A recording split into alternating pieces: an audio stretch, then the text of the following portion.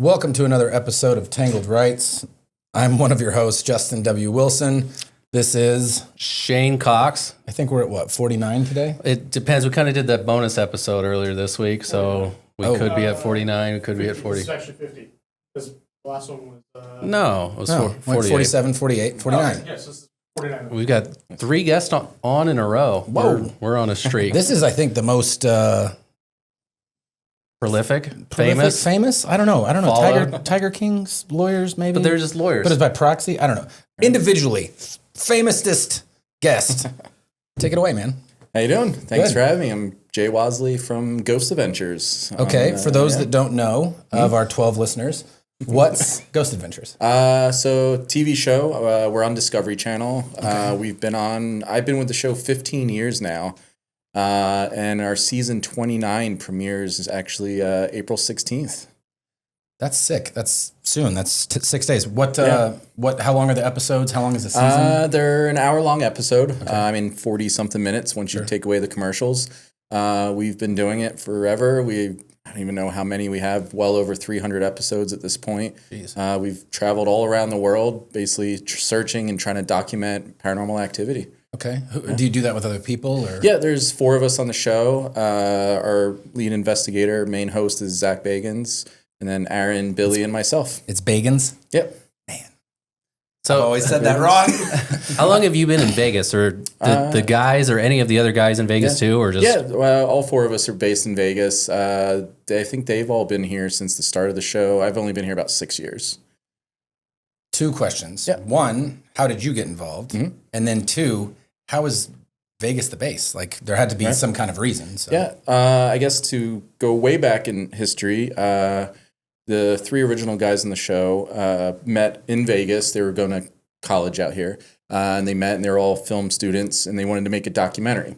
So around Vegas, you have all these abandoned old mining towns and ghost towns, things like that. So they made a documentary where they went out and tried to document paranormal activity. Sure. The documentary did really well in festivals, and ended up Sci-Fi Channel ended up buying the documentary. So after that, it went into who's going to develop the TV show. Travel Channel ended up coming in and greenlit it and became a TV show. That's so they were always here. Yeah. And then I got involved. Basically, when they originally started, they would hire a local sound guy wherever they would go. But sometimes you're in the middle of nowhere in some abandoned town, and so you can't always find the best talent pool, I would say. No offense to any small town, but sometimes it's tough to find people. I think the draw for a sound guy in a town that only has 400 people, 1,000 people is probably a little less. Right. Than other bigger cities. Yeah, like I was living in Philadelphia at the time, so I worked a lot in reality TV in Philadelphia, New York. I've been working in the film and TV industry since 2001. How old are you? I'm 43. Man. Yeah. Good for you. Thank you. Skincare and clean living, man. Jeez. Appreciate it. I figured you were like low to mid 30s. Right. Get out of here. I'll take it. Feel a lot older. Okay. You get into that, all the injuries, broken ribs, things like that. Which I definitely want to hear about to you guys about broken ribs. So when was it that the Haunted Museum opened? Oh man, it's been a while now. I want to say at least maybe 7-8 years ago. Okay, so maybe around the time you came out here too. Do you realize what that used to be? Oh, yeah. We are like, it's the old joke here around town that the ghost of the Nevada State Bar. It's the old Nevada State Bar building. I mean, it's a stone's throw from our office. It's just around the corner here, and we feel like the State Bar sometimes goes after the wrong people. Anyway, that's another story. So maybe that's because they were haunted or something. Yeah, and that could be, there's something there. So there's a jokes going around all the time. There's like a local law blog that makes the jokes that it is now the Haunted Museum that's just around the corner from us here. Me and Justin have both been separately and checked it out. It was cool. Very cool.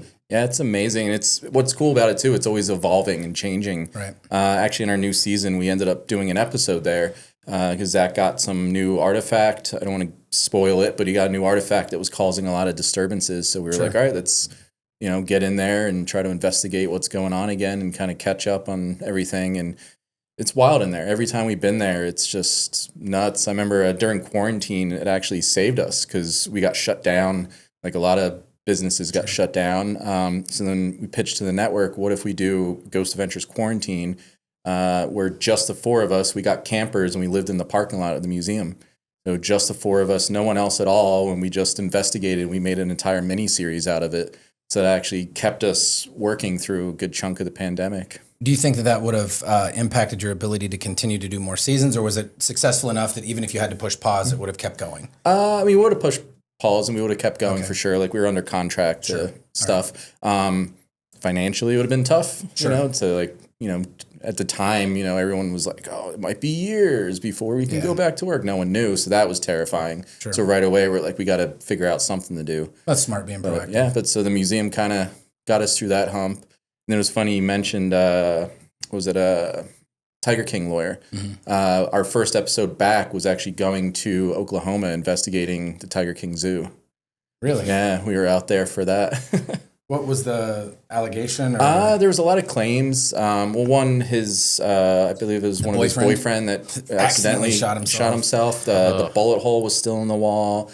So there was kind of talks about his spirit there. Sure. Then there was other things. We heard stories while we were there. And this actually was a good episode where like the lawyers did get involved because we had to walk a fine line of what we could say. Sure. You know, without accusing things too much. You know, it's always we've been told or we've, you know, heard a story, kind of things like that. Right. But there was a story that we heard from workers that two, what we call like protesters for PETA hopped the fence one night and they were both just shot dead and killed and not reported and then supposedly thrown in an alligator pit. Like this was what we were told. Whether it's true or not, who can tell? Man, but we were told that. And then we actually ended up bringing cadaver dogs out.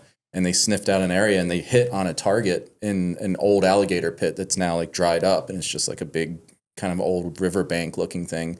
So once they hit, the police came out. We didn't shut down. We still filmed it, but they were like keeping us at distance.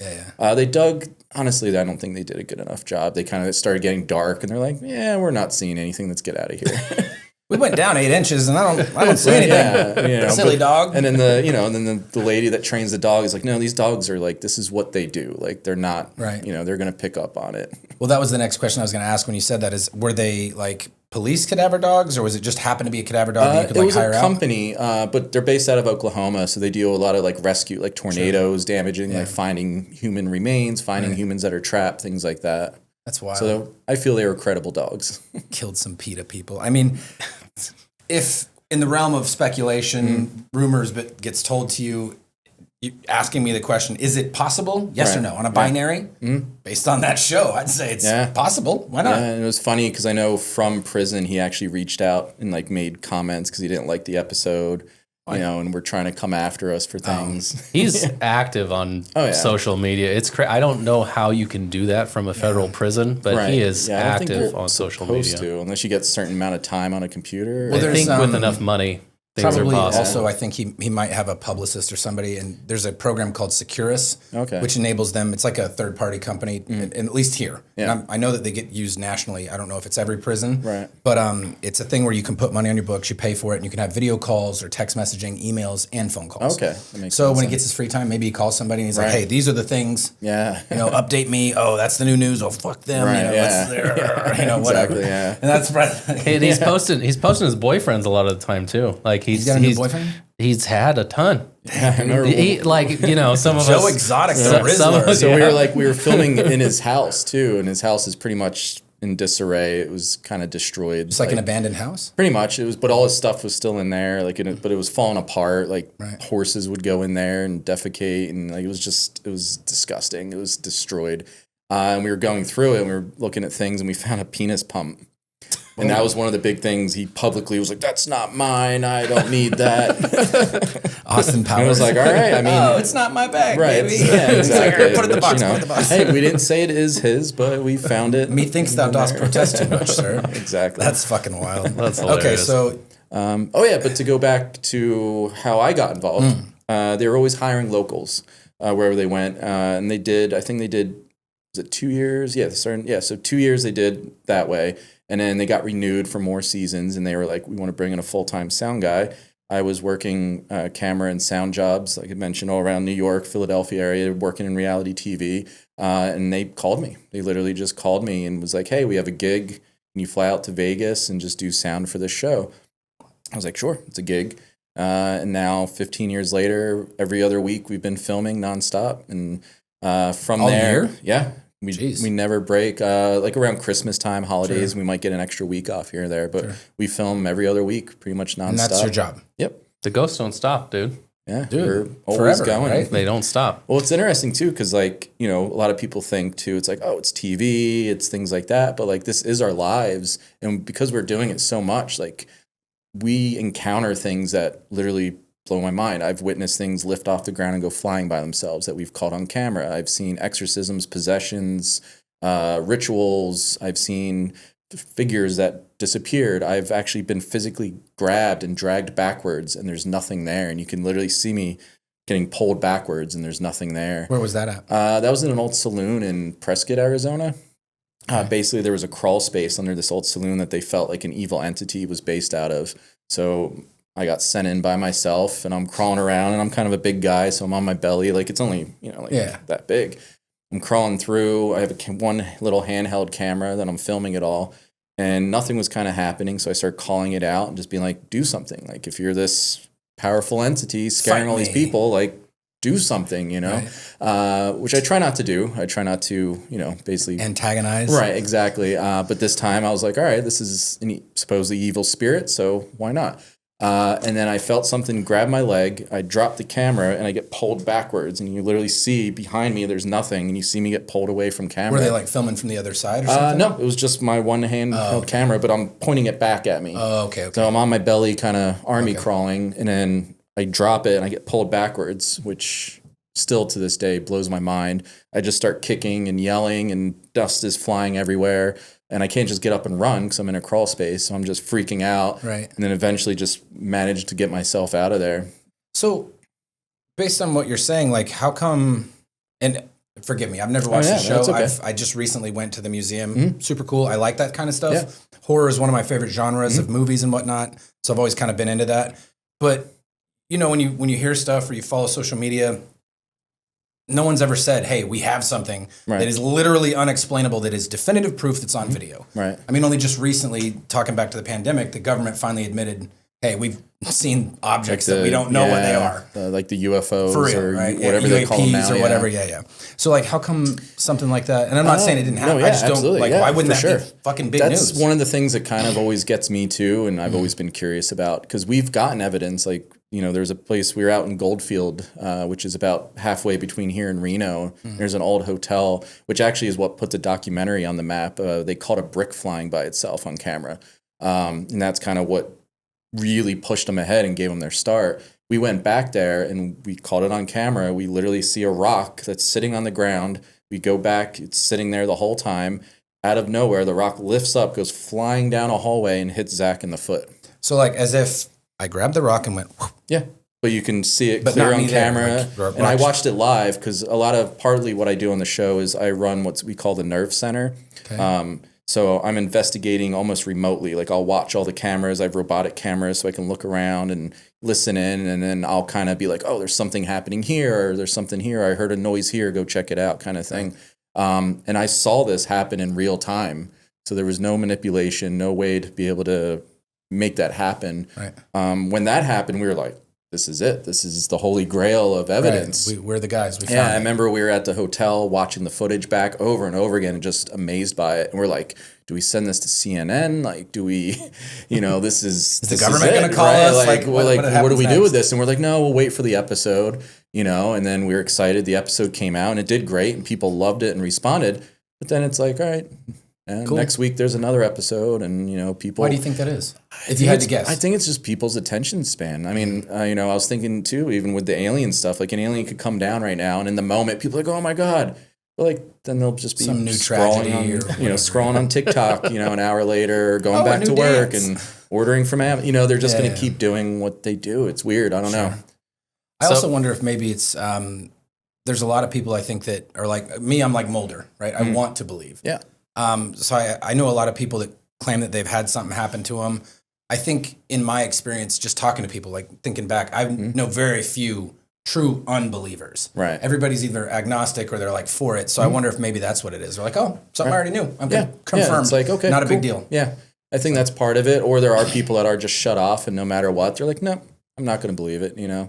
Or like just because it's on TV, they're instantly going to dismiss it, which unfortunately a lot of TV is junk. So I get it. I understand, you know, but like I said, like this literally is our lives for me the last 15 years. And, you know, we've gone through, like, there's things you don't see on the show either that affect us at home. Like, we've all gone ups and downs. You know, there's things going on right now to some of our cast members that are just absolute insane personal things that just, you know, I don't want to say like we're cursed or things like that, but we dive into these dark cases, and sometimes that energy comes back with us.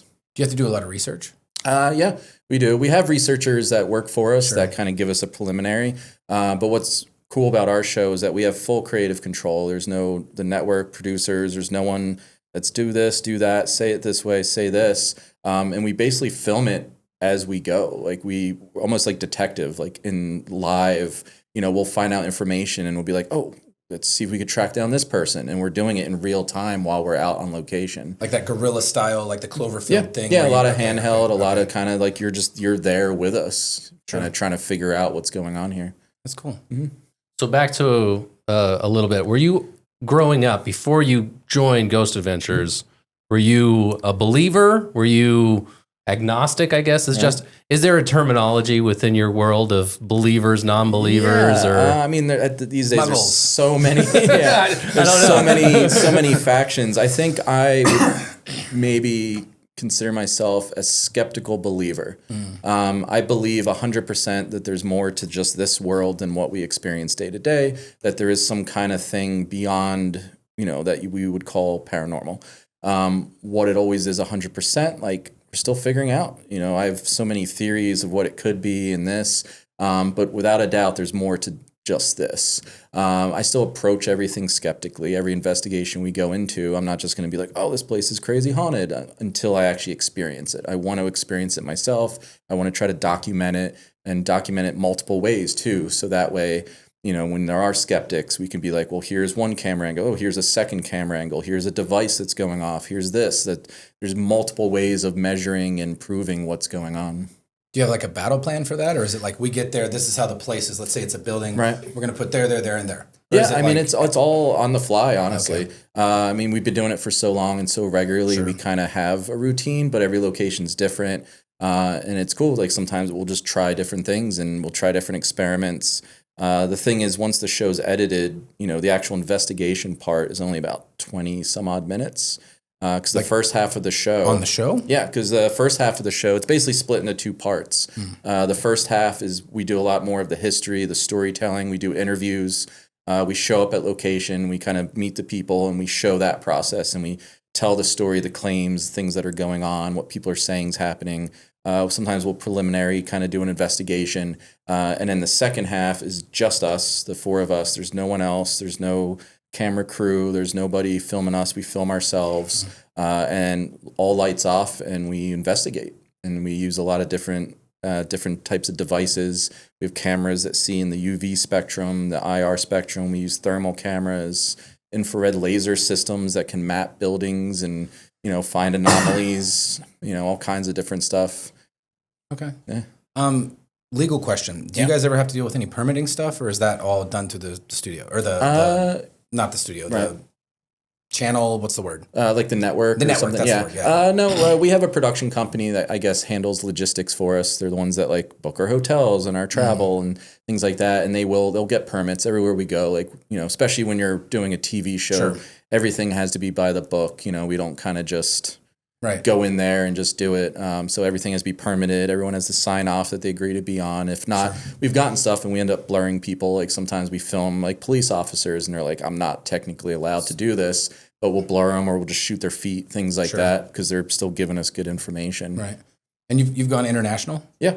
Where all? So we've been to Romania. We've done Dracula's Castle out there. I guess technically the one thing we did that was kind of off book, which we went into the catacombs under Paris.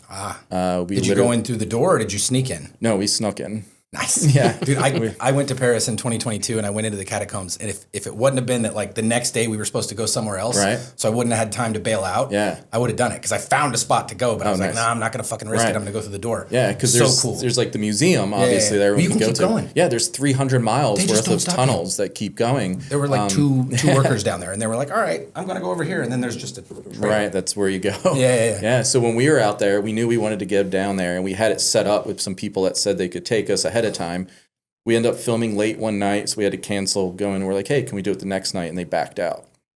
So now we're in Paris, and we're like, shit, that's our show. Like, we need to get down there.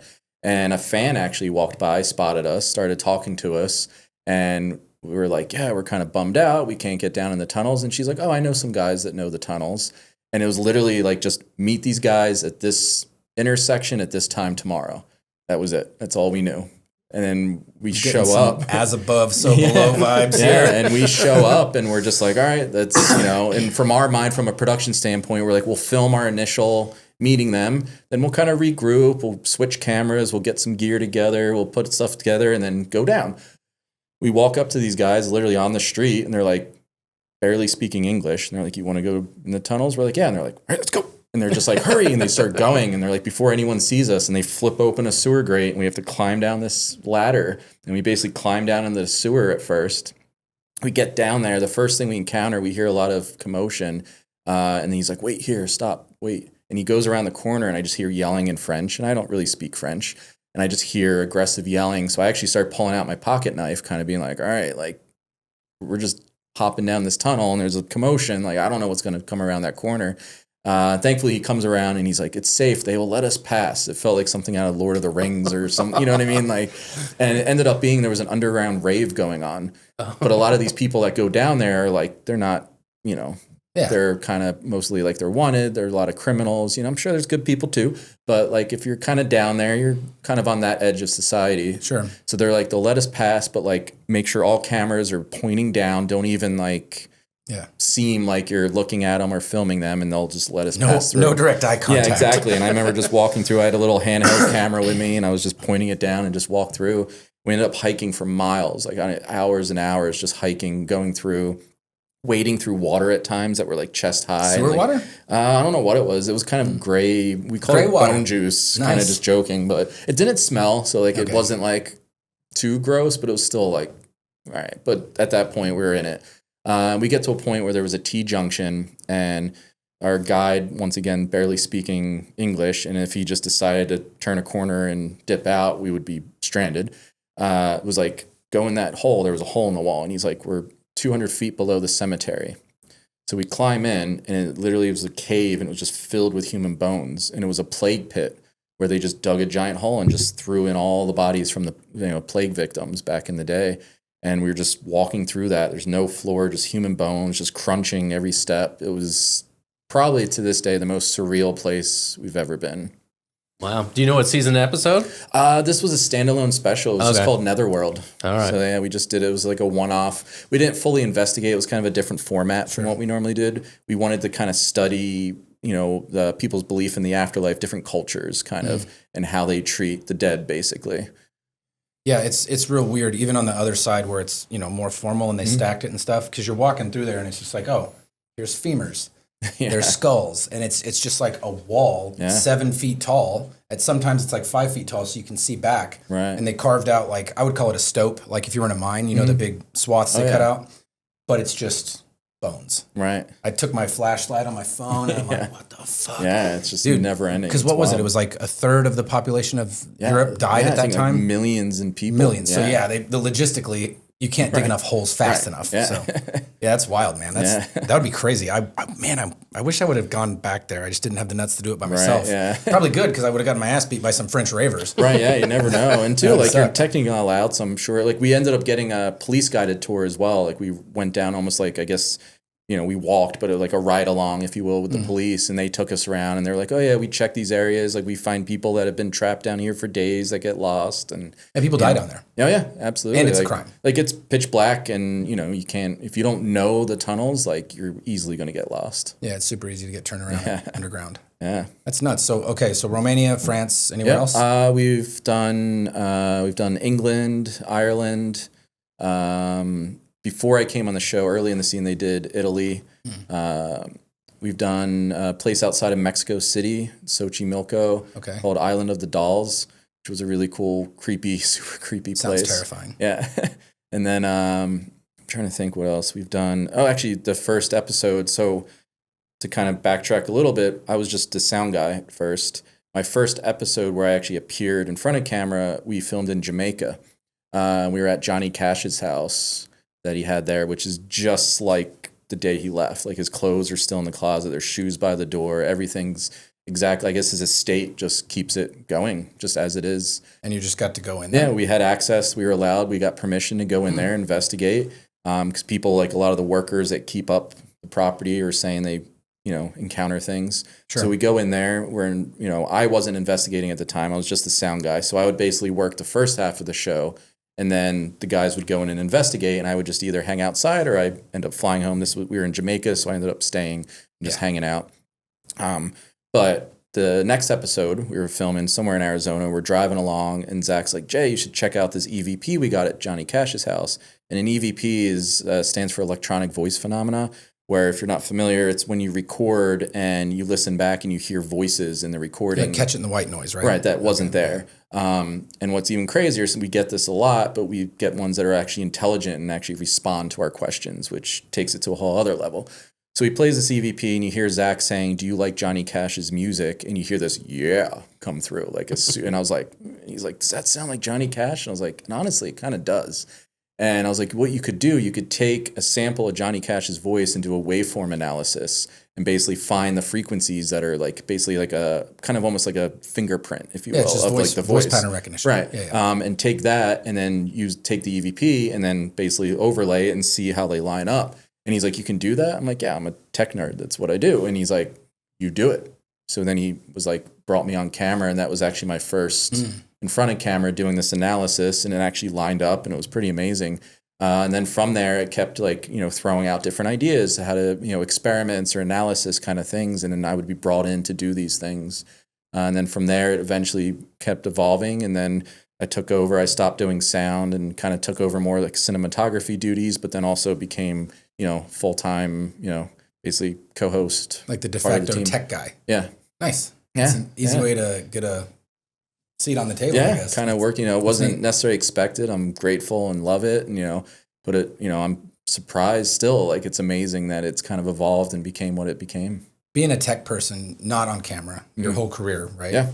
How did you feel that first time when like, oh, let's film you? Right. Because most of the tech people I knew right. were not interested in being on stage. Right. Yeah. I mean, I wasn't, I guess I was okay with it at first. It took me a little bit to kind of, I learned things like little tips of things like how to, not even think it's there. You don't want to like look in the lens, things like, those little things. But, what do I do with my hands? Exactly. Try not to fart, like all these things. Like, dude, but then it's fine, right? 90% of the time, not a big deal. But then as soon as someone says, don't do this, then you're like, fuck. Right, exactly. And you become so self-aware of everything. Yeah. But I think, honestly, I was used to it because I've worked in film and television, for a long time at this point. So I was used to seeing how it's done.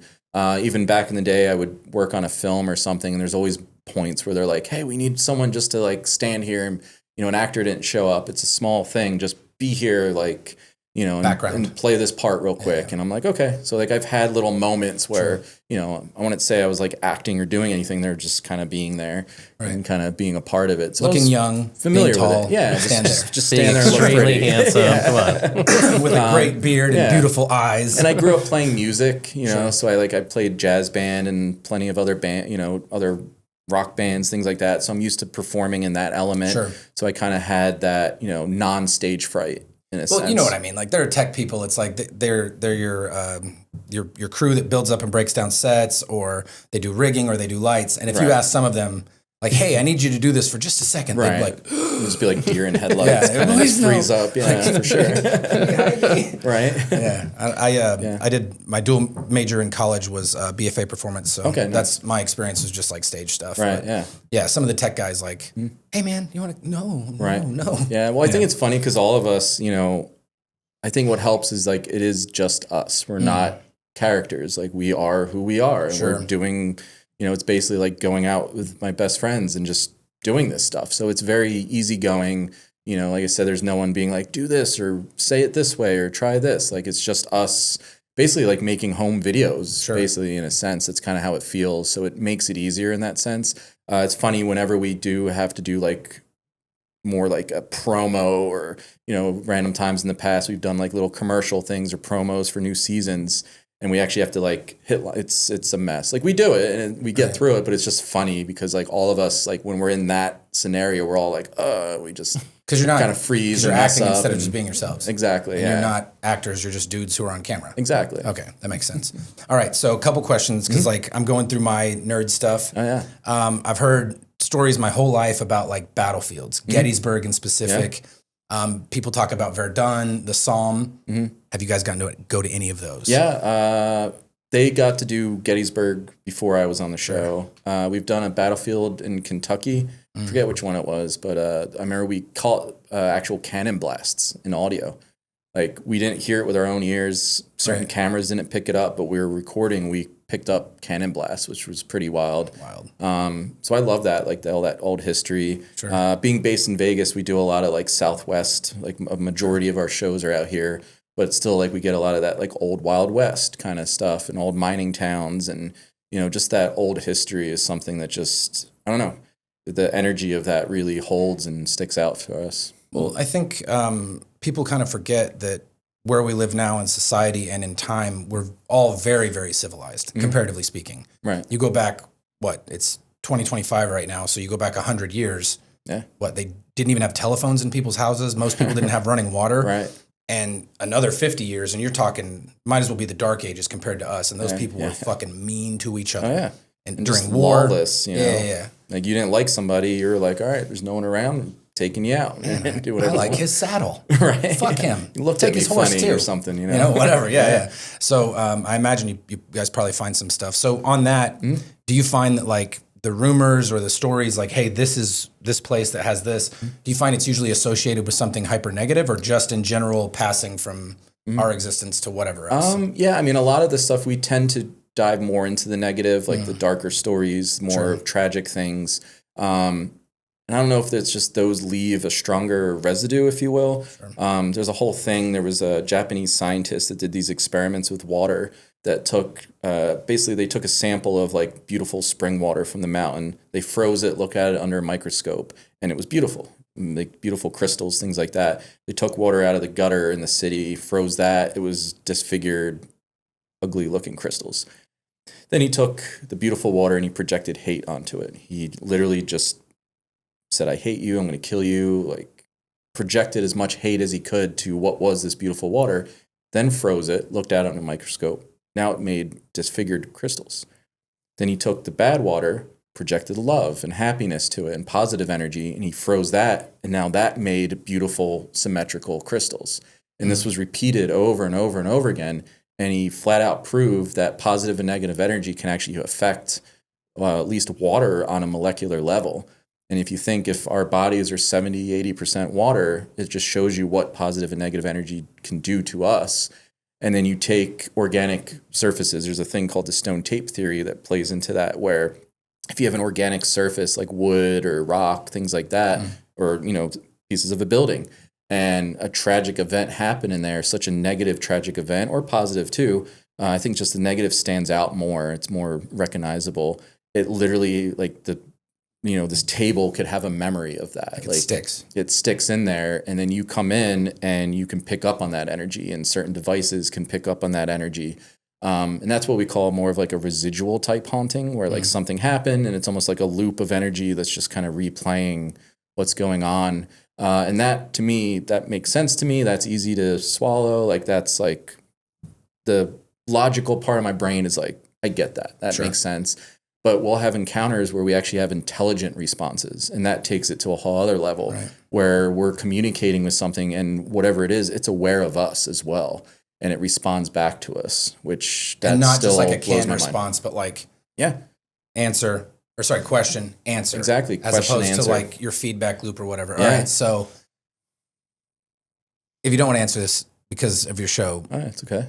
What do you think it is? Like, do you think it's like angels and demons, or like just energy, or what's the basis? I think that's part of the thing. Like, people classify things, and based on what your belief system is, it could be angels, demons. By that, I'm asking you good specifically. people, bad people. Sure. I think one of the things that I'm still honestly trying to figure it out. A theory that I like to go in, there's a whole theory, if you get into, like, not to get too crazy, but like quantum physics, things like that, about how like time doesn't actually exist, and that everything that has happened, is happening, and will happening is all happening technically at the same time. Right. Because when you think of time, it's just, it's made up to organize our day, to kind of, we plan things out of it. But really, what is it? So there's an idea of like, there's all these layers of things that have happened, and under certain variables, certain situations, you can almost piece in, you can see into this other, what we call a timeline, or another portion of time, but it's actually like we're there. Like, everything that's happened in this space right here is still happening right now, but it's our perception, our reality, our consciousness that's making this our reality. But everything else is still happening too. We just don't pick up on it because it's a different, reality, a different perception kind of thing. Does that tie into like the multiverse thing from Marvel, where it's like you have different planes of existence? Is it like kind of, yeah, conceptually that's the idea, like, yeah? And like when you go deeper into it, there's even not even just time, the idea of like time all happening at the same time, but every possibility. There's a version where I'm wearing a white shirt sitting here. There's, all that is still kind of technically all happening. There's a short version of you somewhere. Right, yeah. But there's like, but there's our consciousness is what creates this experience for us, Right. Sure. We investigated a house, the Conjuring house that inspired the original Conjuring movies. And we interviewed one of the daughters who, if you're familiar with the story of the movie and things like that, it was the mother that really got affected. Sure. And she was telling us, it was the daughter that we interviewed, she was saying the mom realized after a while, at first she was seeing all these spirits and freaking out because it's terrifying. You see this stuff. And then she realized after a while that she's just seeing a previous family just living in there. It was the previous family that just lived there. And once she kind of realized that, it like calmed down, she wasn't freaking out, and she's just like, oh, like for some reason, she's able to see into when they were there, It'd be like having a roommate. Exactly. And they're just living their life kind of thing. And so it gave her peace, it gave her understanding of what was going on, and she was able to kind of stop going crazy and not be tormented by it anymore. That's cool. Yeah. You guys want to go to the pyramids? Oh yeah, I would love to, especially like, now with all that stuff down underneath that they discovered. The new conductors or whatever it goes. You heard about that? No. They did some 3D imaging underneath the LiDAR under the pyramids, and they found these symmetrical pipes. Like there's 4 of them or 6 of them. Yeah. And they go down to another chamber like hundreds of feet underground. Ugh. But it looks, people that I've talked to, or not talked to, read about online, like Instagram, talk about it like it looks like a battery. Like it's some kind of ancient power source. But the structure of it fits the way that we build the same kind of thing. Right. But it's brand new. I'm scared of this stuff, so I'm not going to go with you guys on any of these adventures. Bro, but that would be so cool. But it sounds fun for you guys to do. I don't want to get eaten by scarab beetles. I love it. Oh, yeah. Do you remember that scene in The Mummy where he's like... yeah, definitely don't want that. Yeah. Fuck that. Yeah. Trauma. Right. I watched that early as I do. Yeah, I actually have a piece of a mummy at my house, and it gives weird vibes. Is it friendly? What's that? Friendly? I don't know. I don't think it's not friendly. I don't feel there's anything like evil at my house, but there's definitely things there. I try not to investigate my house. I try not to pay attention. I like to collect these things, as just keepsakes. But ignorant bliss. Yeah, kind of clock out of work and just leave work at work as much as I can, at least.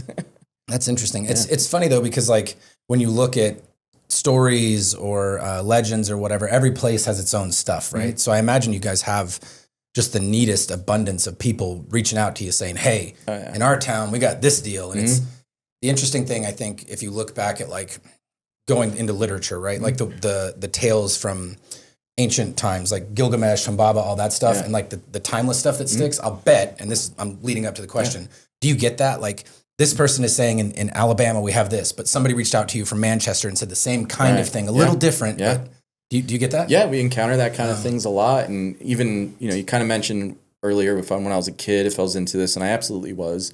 And I caught on that early on that like I would, I wasn't raised any particular religion. I was kind of had open range to and I was a nerd and I wanted to learn these things. So I studied a lot of different cultures, a lot of different myths, beliefs. And I found honestly, they're all kind of the same. Sure. And it shows you like there's something universal that's going on that everyone kind of experiences at the same time. But I forget where we're going with that. But I don't know, what was the original one? My question? Yeah. So I was talking about how like across cultures, there's lots of like, I started with the origin stories, and those are all very similar. And then, so basically what I was trying to get to was if you have people who are hyper unconnected, but they have a very similar like ghost here, like La Llorona or something like that, where it's like, you've got this tale, the lady that kills the kids because the dad did whatever. Every culture's got one like that. Or the lady in the window kind of thing like that. Yeah. It's like, did you ever watch, what's that show with the two brothers? They're from Kansas. They drive around in the car. Dean and Supernatural. Okay, yeah. And they keep, they're like, this ghost is here, but it's the same as a different one. Do you? So do you have people Yeah, saying something? I mean, so we've had stuff that I'm pretty sure followed us from other locations because like you can kind of recognize the energy and be like, oh, this feels familiar. Right. One of the cases that always sticks out to me, there's this phenomena that we've encountered called, there's a demon that comes through Ouija boards, basically, called Zozo, Z-O-Z-O. And way back when I was younger, I was a teenager playing with a Ouija board, and my friends and I were like, we want to go all out tonight and get really creeped out. And like, so we found everything ritualistic we can. We lit candles, incense, had a water dish, a dagger, anything ritualistic we can find. We're like, let's do it and go all out. And it's moving. It's saying we're talking to a spirit of a little boy. It kept saying its name is Z-O-Z-O. And at the time, we're like, all right, whatever. And I noticed the incense smoke was blowing down to the dagger. And I was like, that's kind of weird. So I picked up the dagger, moved it. The incense changed, went to the dagger again. So I kept moving it, and I was like, guys, check this out. Everywhere I moved the dagger, the incense smoke would change and go towards it. So then I asked the Ouija board, I said, are you attracted to the dagger? And it says yes. And I was like, okay. And then I was like, can you come through the dagger into us? And it says yes. So we all just got to stab your friend in the heart, and then I'll enter him. Something crazy, right? You were there. I mean, when you're saying this, I'm like, don't touch. It's like when you're watching a horror movie, Cabin in the Woods. Oh yeah, and the guy like, says, don't go in don't there. read the fucking Latin. Exactly. Like, read it. It's like 100%. Don't touch the dagger. But that was the thing. Like we were like, all right, we want to get creeped out. Sure. We were just teenagers, So we were like, all right. So my friend and I, we both hold the dagger. It was in a sheath, so you can grab where the blade is, and we lay on our backs, and we're like, come through. And I just felt this overwhelming sadness just rush through my body. My buddy jumps up, knees on my shoulder, holding me down and trying to pull the dagger out, fighting me. I'm fighting him. He breaks it open, pushes the dagger towards my throat. I'm holding him like this, shaking. He's on top of me, so he has all the force. I'm shaking, and the dagger's beyond my chin at this point. I'm just shaking, holding him back. Suddenly he goes fully limp, full tear crying, had no idea what was going on. And we were all just like, all right, we're done. We're good. No more creeping. Exactly. How many other kids were there with you? It was actually, we had band practice. So it was like my band, I think a couple like guys. Where like the fuck were the other guys whenever your friend was trying to stab you in the neck? They were in shock. They were just like, couldn't believe it. And it probably only lasted maybe 10, 15 seconds. And That's before a long he went, time for someone to have a knife to your throat. And he had no idea what was going on and everything. And we were like, all right, we packed it up. We're like, we're good. We're done. So fast forward, many years later, I'm on the show and we're filming in Oklahoma at this house. And the guy that used to live there was claiming he was tormented by a demon that came through the Ouija board named Zozo. And I was like, wait a minute. Like back when I was a kid, I did the Ouija board and I got this name Z-O-Z-O. And so during the episode, I ended up doing a Ouija board session with this guy. And at that point, it was earlier on the show. I've never told this story publicly, things like that. So this guy knows nothing of me. And it's just him and I doing the Ouija board on the show. And it starts saying it's Z-O-Z-O again. We're talking to it. And I was like, have we ever met? And it says yes. And I know I'm not moving it. And like I said, this guy knows nothing of me at this point. And I say, have we ever met? It says yes. I said, what did you try to do? And it spells out kill. And I said, how did you try to kill me? And it says stab. And I was like, okay, all right, like fair enough. Like, so what do you do then? Like, we're done here. Like, I mean, kind of like, I think we finished up a session and did some stuff. And then, you know, I was kind of like, all right, like this is too wild. Like this happens. And apparently this is a phenomenon that's worldwide. The guy actually wrote a whole book on this Zozo demon phenomena that, you know, people around the world that does Ouija boards seem to encounter this. Yeah. And then fast forward again, a few years later, I was living in Nashville at the time. And I'm at a Waffle House, just kind of by myself real quick, just grabbing some food. Getting beat up by one of the employees. Which can totally get scary itself. But I'm just sitting there up the bar, and I hear these two girls, like, kind of talking, you know, overhearing a little bit. And they're like, oh, are we going to do the Ouija board again tonight? And they're like, yeah, we should. And then the one's like, I don't know. It got kind of weird that, like, Zozo person we were talking to got kind of weird. And I just like turned around, I was like, what did you just say? You know, and it was like probably out of a movie, like the creepy guy that's like, don't go down that road kind of thing. And then I just like went off. Were you wearing like, suspenders like the guy at cemetery? And then I was just like, oh yeah, like, and I told them the whole thing, and they were just like, yeah, I don't think we're going to do that then. I was like, good, don't do it. Yeah. Not an idea. So have you guys heard stories about like somebody doing something like that and then like getting, I don't know what you want to call it. Dying, but not just dying, like getting possessed or like doing something crazy. Yeah. I mean, we've had lots of cases. We've lost friends. We've had friends that were deep into the paranormal. They were investigators. They kind of went out. They like really lived it. And I remember last time I saw them, they were saying how they were having issues. They felt like something dark followed them home from a location. And then within a couple months, it was murder-suicide, and they were both gone. You know, it's like Nietzsche, right? Yeah. Be careful. I butcher the quote, but he who gazes in the abyss, because the abyss also gazes back into you. Yeah. You know, so there was like things like that. There's things that are happening, you know, even now you know, one of my friends on the show, he's going through an insane thing that you can't even dream of happening, you know. I'm not saying it's anything to do with the show, but it's just these things happen, you know, when you dive into this stuff, it seems to happen more often. Sure. I mean, it makes sense, right? Like, for the purposes of the thing I'm going to say now, presupposing that this is all 100% real, right? Again, like you, skeptical believer, of course, right? Want to believe. It makes sense that if you've got something where the negativity is what creates a stronger or a different print, right? That if you're focusing on it, eventually it's going to stick to you, right? You have to wear gloves when you change your oil. Right, Why? Exactly.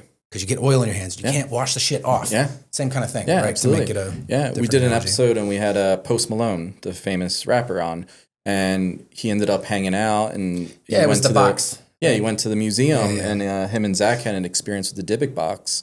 After that experience, his plane had to do an emergency crash landing. His old house was broken into by people with guns looking for him, like calling him out. Thankfully, he wasn't there. And then I think he was in a car crash as well. Like there was like these 3 insane, tragic events happened directly after that experience. Yeah, you know, they play the video in the video of that on the tour and everything. Yeah. So it goes into like, you know, the idea of curses, things like that, where like this stuff can stick with you and affect you in the long term. Sure. We just did for the new season our premiere episode is a 2-hour special that we did at the original Poltergeist house where they filmed the 1980s movie. They're here. That one. Okay. Yeah. And the original house, like during the filming, I think 4 of the actors passed away either during filming or right after. A lot of the crew had effects on set, like weird things happening. So there was always there was an idea of the poltergeist curse. And it kind of weird. It was kind of mimicked the way the movie was written too, like the things that were happening in the movie. So we got to investigate this house and we captured amazing paranormal activity. To me, one of the things that this is one of the things, like when we present this, when you get to see this, when it comes out, like to me, it's like, this is Holy Grail type evidence stuff. Sure. And it was so intense. We ended up investigating more. Originally it was just an episode, but because of what we discovered, we dove in deeper and ended up becoming a 2-hour episode. So that's our launch of the new season, which, we shot, forget exactly when we shot it, but it's one of those things where it's like, I'm legitimately excited for people to be able to see this because it's such a powerful piece of evidence. Sure. Talking about film and stuff makes me think of as a kid, you watch, what is it? Unsolved Mysteries, or Believe It or Not, Ripley's. Yeah. Like the James Dean car. Oh, yeah. The stories like that, where it's like, when someone tells you, hey, we have something that we can follow, a car with a VIN number, right? It's real easy. When it gets wrecked, we make salvage titles, yada, yada, yada. And every single fucking person who touches it after then, it was like what? Dean gets killed, the tow truck driver gets fucking smashed, the next guy dies, when they put it in a museum, it falls on somebody. Right. And it's just like, how do you explain this? And then the only existing piece that we know of ended up in the museum here. Really? Yeah. Oh. Forgot about that part. Like there's so much in there. There's so much in the museum. It's hard to remember all the stuff. And he's always changing it too, which is cool. So it's always, I don't think it's in there now. Oh yeah, I wouldn't want to be like just imagine having a storage unit next to that. And the getting married box leaked on me. Oh yeah. Because there was a venue right over there, a wedding venue. Mansion 54 was like right behind right across the street, I think. Or right across 6. Yeah. They demolished it. Did it they? Used to be, it was like, I think it was Elvis's house, and then Michael Jackson owned it for a while. Right, I remember hearing about Elvis. It's just weird that they don't do like historical stuff here. I feel like that's Vegas. They just want to knock it down and build something new. Yeah. There's always stuff. We've gotten lucky. We got to investigate the Riviera Hotel before they tore it down. Where was that? It was across from Circus. Oh, okay. Pretty much. Fuck, investigate Circus. I've never even been in there. That place looks creepy as shit. Something we're looking into it. We kind of want to, because that's probably going to be the next one that's going to get gone. Sure. So we want to try to get in there if we can. Yeah, the Tropicana, when they knocked it down, was the oldest standing operating casino and hotel in the city. And that's the thing. Like they want to just knock it down, build new. It's sad for me because I love history. I love kind of preserving stories and the telling of what's happened before. I get it financially and business wise. It makes sense. I get it, but I feel with Vegas too. There's a weird thing we find where like they don't want all the history to be known. The casinos are like, no, we're a happy, fun place. Come spend your money, but they don't talk about all the deaths and all the tragedies that happen pretty regularly there that they kind of just sweep under the rug. Or so the control and the way that the things were run up until what? Exactly. Like the mid-'80s? Which is not even that long ago. Yeah, so we did a special out at Lake Mead a couple years back when they first found the barrels.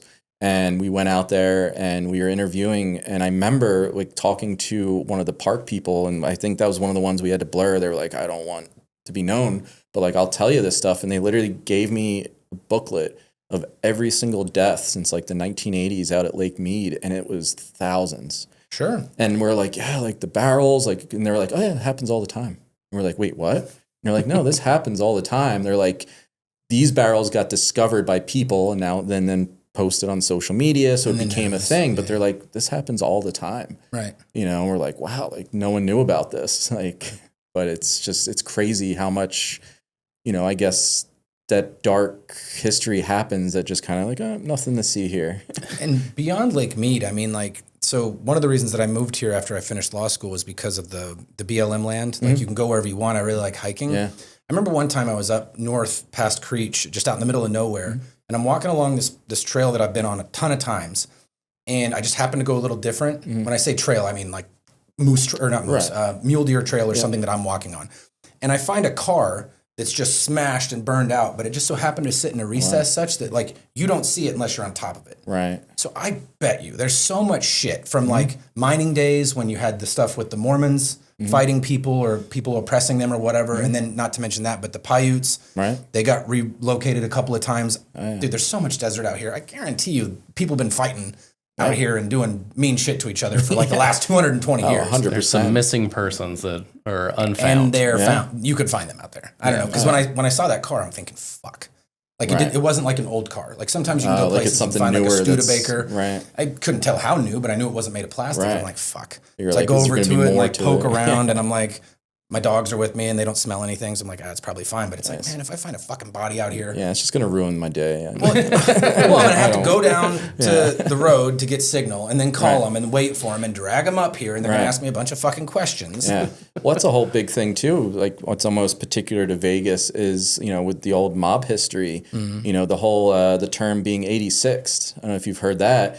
What it means is being 8 miles out of town and 6 feet under is where that term came from originally. And then now Vegas is expanding, so they're building homes and digging up these old graves that were just like, body dumps, and a lot of those too. Sometimes, from what I hear, I'm not pointing fingers at anyone, but like if you find that, you shut down. The construction's done, everything's shut down. Or Or they're just like, oh, there's nothing here. Just kind of, exactly, and just keep going, you know. Or they build on old test sites that they... Yeah, I was just going to say, they're building on radioactive places out, that deal that's going on in Henderson right now. Oh, right, yeah. What was that plant? The place. There's like asbestos and all kinds of crazy stuff out in those old dry lake beds that they're building homes now, and they're like, that land's filled with like natural asbestos. Like, yeah. So I actually have kind of an interesting story about it's like the only thing I've experienced out here that I thought was creepy. Mm-hmm. You know where Potosi is? No. Potosi, whatever you pronounce it. So it's an old ghost town, and that's what initially took me out there. Mm-hmm. And then I liked it, and I was like hiking or whatever. Mm-hmm. Well, there's a mine on the top of that hill. Mm-hmm. I don't know if you've ever gone into any of those. Not that one, no. So you have to climb to the top of the mountain. You find a road, whatever. Mm-hmm. So I'm in there, and I'm walking along, and it's just me. And so I'm hearing the gravel crunching under my feet, and it was set in this spot that had cribbing. Cribbing is when they stack the rocks to make like a wall, right at my head height, but then there's gravel on top of it or whatever. I'm walking, and I hear like behind me. Yeah. So I stop, and it goes, stops. And I'm like, okay, echo, no big deal. Yeah. Keep going. Room opens up.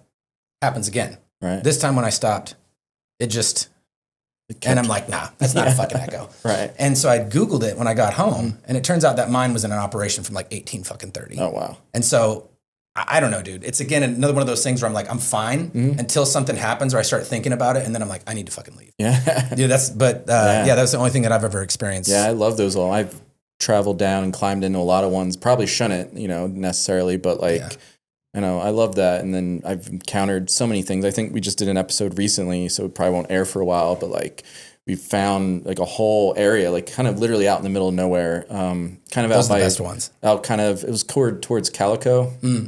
It wasn't the Calico mines, but it was out near there. And it was totally like we had to take ATVs to get out there. And then this guy's like, yep, pick a hole. Like our guide that knew where they were. And like we just started climbing through and exploring. You actually climb on like the ladders and stuff? Not ladders. These were just like, they were digging into like the sides of things and just kind of, they're like a lot of them from, I guess the area we were in more like exploratory. Sure. So they were just like, they would start and then like one would dead end, but then another tunnel would go this way. And I mean, I love exploring those things. They're fun. I just don't typically touch the ladders. Yeah. But like we encounter a lot of things where like I weigh 200 pounds, dude. Yeah. I'm not falling down a fucking hole. We did we went into an old mine. We didn't necessarily investigate, but it was just part of our initial start of an episode. We were somewhere in Colorado, and the guy was like, "Oh yeah, like the mine's haunted. Like, you want to go check that out?" We're like, "Absolutely." So we're walking through and we climbing through a little bit, and he's like, "Oh wait, hold on, everybody." And we're like, "What?" And he's like, "I just realized there's still active blasting caps on the ground, like." And we're like, what? Like, all right, let's get out of here. Yeah, definitely experienced that before. Me and my buddy Nick, shout out North Peak Adventures.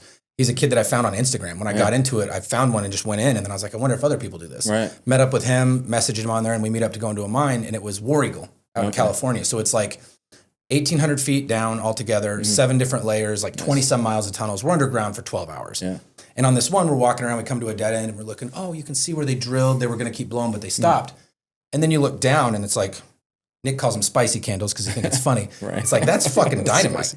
Yeah. Oh, right. If I step on that, we're going to die. Yeah. Luckily, I'll get turned to pink mist before I get buried. Right. But like you're sitting there and you're like, okay, how do I get out of here? Exactly. Making sure you don't step on it. Yeah. It's fucking terrifying. Right. Yeah. I mean, I guess I'd rather get blown up than fall down a hole and be stuck down there by myself. Yeah, you don't like if you're dying in a tunnel, you want to make sure you're dead. Like you don't want to be like, I'm still alive for a little bit and just sitting here. Preference. Keep both my legs. Totally. Super like them. Yeah. Getting blown up isn't fun. That happened to me once, and I'm good. Not a great time. No. Thankfully, I'm all right. I have all my hands, and hooray. I'm good to go.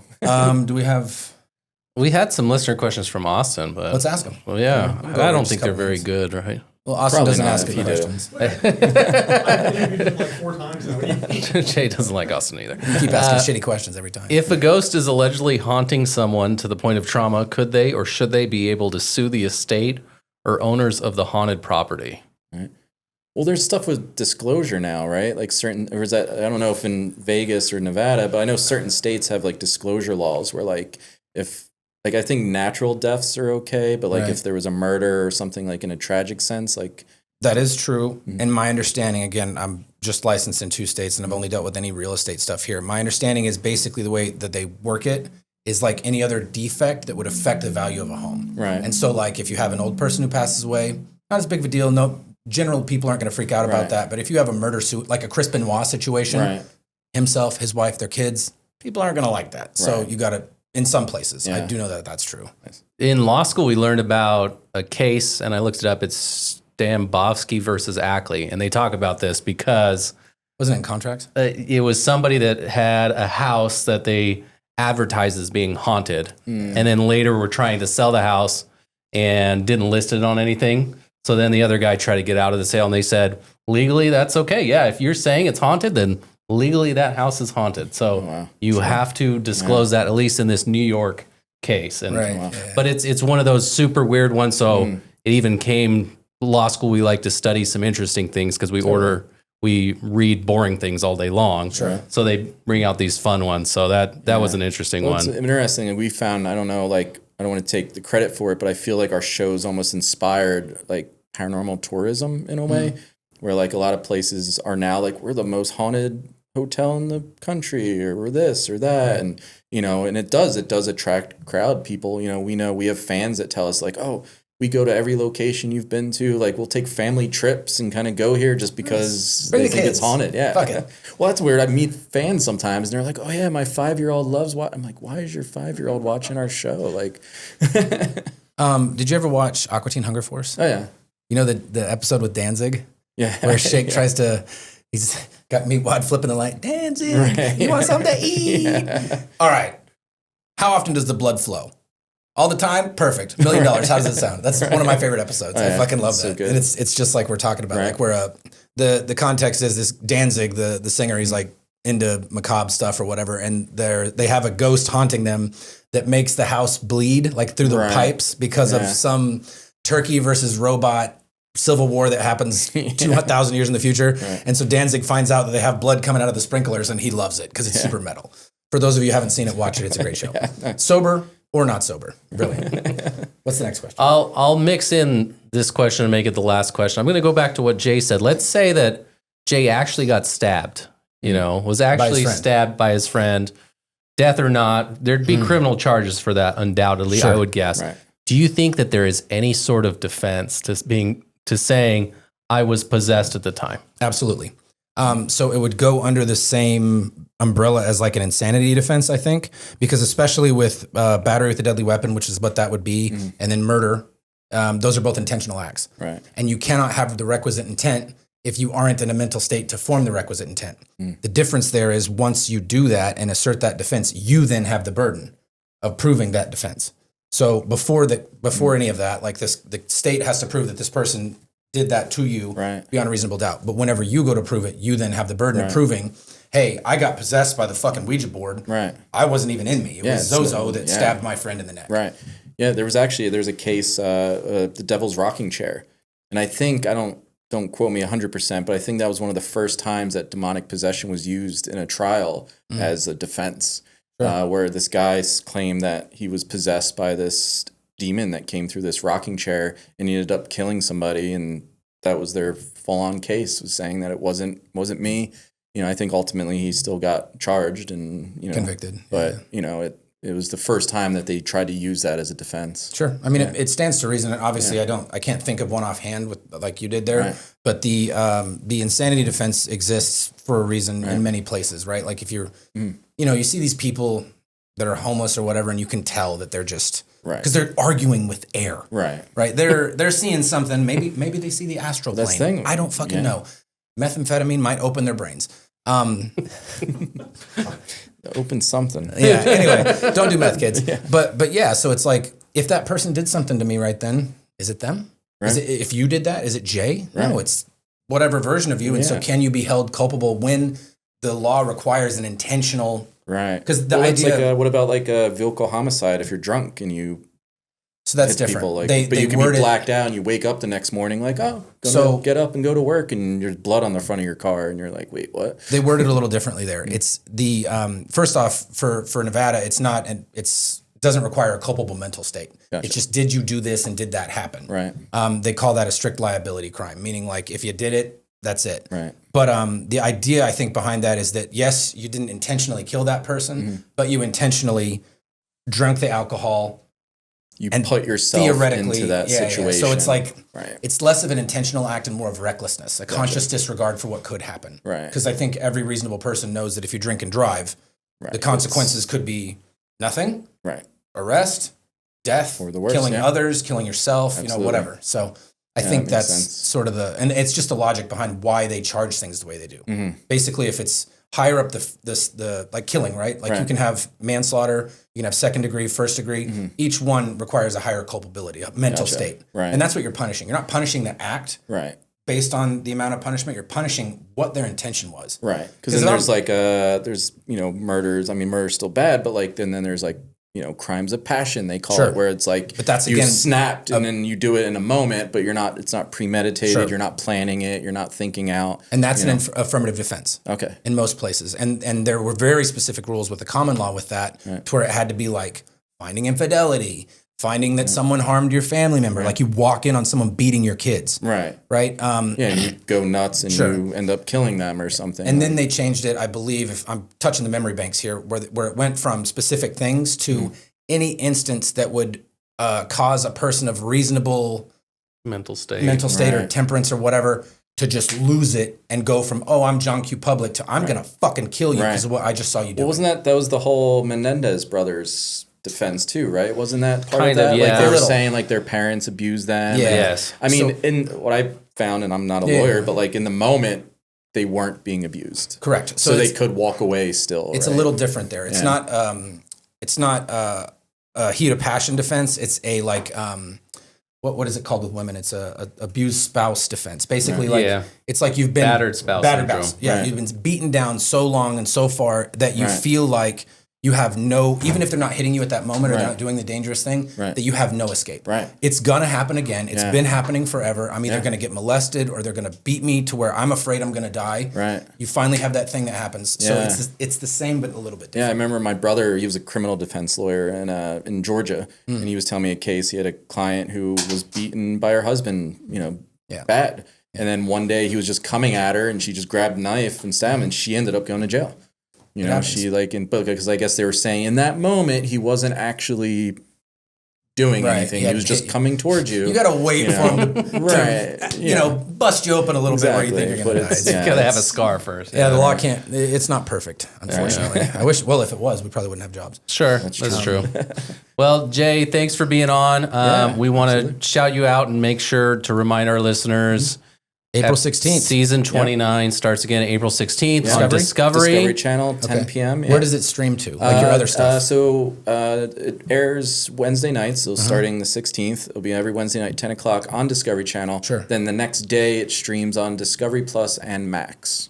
Like HBO Max. Yep. Okay, perfect. HBO is now All right, Max. I'm going to check it out, dude. Yeah, I think April they're just 16th. Max now. Oh, sorry, guys. It's like X. It's like, it's not Twitter anymore. Everyone still calls it Twitter. Whatever, yeah. I never even tweeted, but if I did, I'd call it Twitter. Right, yeah, I don't X now. I still tweet, right? That does sound a little cooler, though. Maybe. You do X. Hell yeah.